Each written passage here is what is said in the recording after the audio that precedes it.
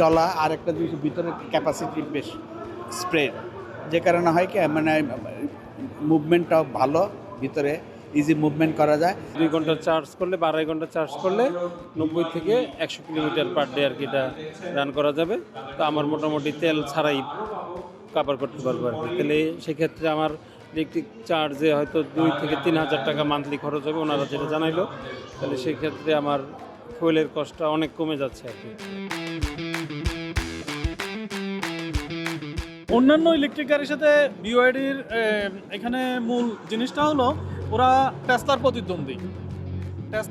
টেসলাই তো এখন নাম করা, টেসলার প্রতিদ্বন্দ্বী, সেই জন্য ওদের সব কিছু প্রায় টেসলার মতোই। সেই কারণে টেসলা যেহেতু বাংলাদেশে অ্যাভেলেবেল নাই, সেই জন্য আমি বিওআইডি কিনছি।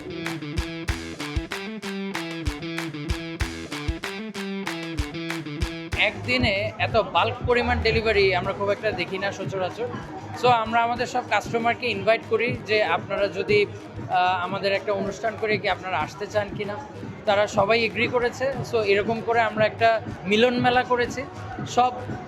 সব কাস্টমার যখন আসবে তাদের ফ্যামিলি নিয়ে আসবে, এটা একটা অনেক গুড ফিলিং আসে সবার মাঝে।